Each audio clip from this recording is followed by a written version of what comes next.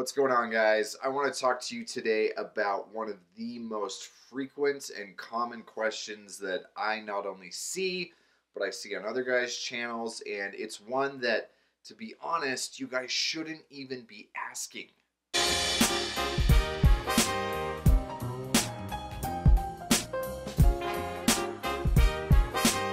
Alright, so before I can tell you why that isn't a question you should be asking me, I gotta tell you what the question is first, right? I mean, common sense right there. And basically, it always comes down to trying to find a timeless style. And there's no such thing. There's no such thing as timeless style. Yes, the suit has existed in its iteration, or at least something close to its current iteration, since the 19-teens. And that's a long time. That's certainly longer than I've been alive. But there's no such thing as timeless style. If you go forward 150 years, clothing is going to look different. If you go backwards 150 years, clothing is going to look different. You take that to 500 years and that expands even farther. There's no such thing as timeless style. And the problem is that we try to find something basically so that we can set it and forget it. And trust me, I completely can sympathize with that mindset.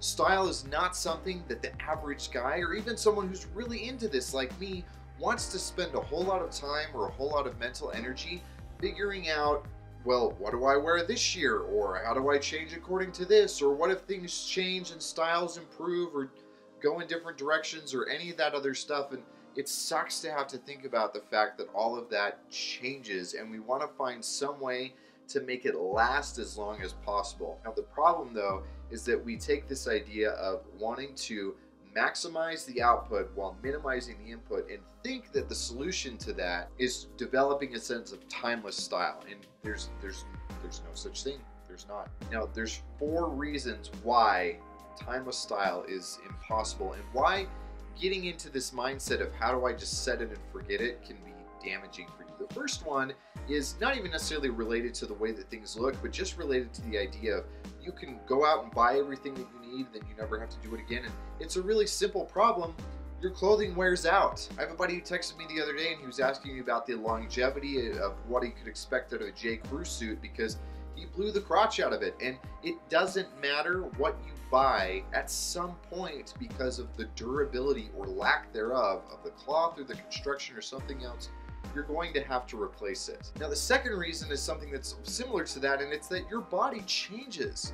Whether you're somebody who's skinny and you're trying to put on weight, or you're a bigger guy, you're trying to lose weight, or even just the fact that your body changes as you age, your body changes. And as a result, the way that your clothing fits you, even if you had something that was neutral and it looked good forever from the style perspective, even if it were immortal and perfect as far as it never blew out or got worn out or run down, your body changes, and so the way that it fits you will change. Now, reason number 3 is that the things that are considered to be culturally acceptable, those change. Now, yeah, you can really dive into the nuances of skinny lapels versus wide lapels, or green is this season's color, or any of that kind of stuff. That's like really narrowed down and fine-tuned. But even in a broader sense, again, you can look at the way that the suit has evolved over the last decades. Or you can even look at the fact that, again, styles have changed over centuries and over millennia. And if you were to go back in time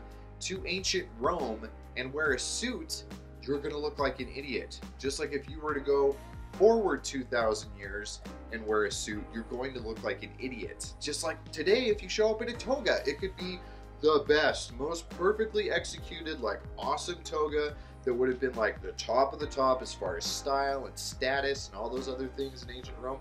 You wear that today to the office?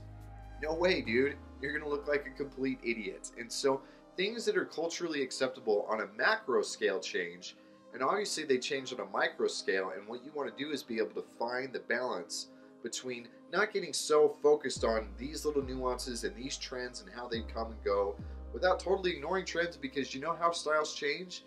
Because enough people adopt a trend that it becomes long-lasting. And then the 4th reason is because hopefully you are changing. That is the biggest thing, is you should not think about your style as something static. Your style should be something dynamic, just like everything else about your life should be dynamic. You should have a growth mindset.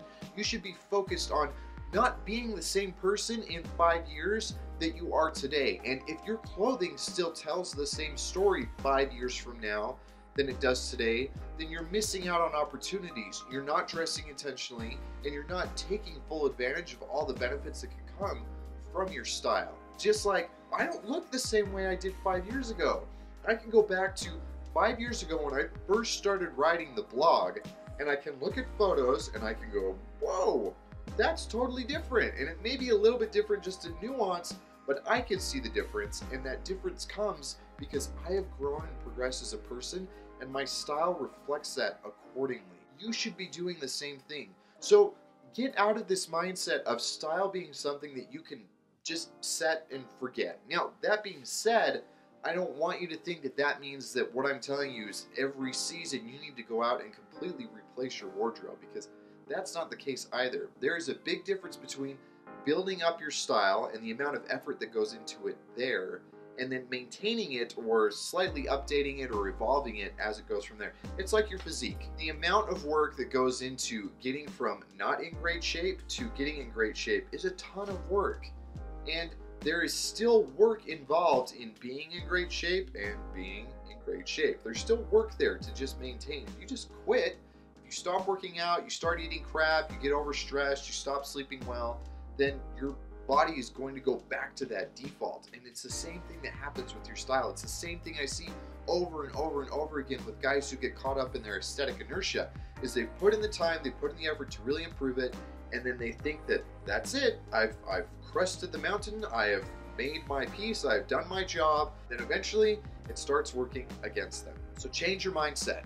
Stop asking yourself how to find something that is going to be timeless, because timeless is impossible. Now, yes, you could find things that are culturally neutral. You could find things that are super versatile. In fact, there's 35 of those in my Dress Like a Man program, but that is not the same thing as timeless. And even then, when you're buying those things, fits may change, patterns may change, colors or textures or materials or anything else may change, and you need to be okay with that.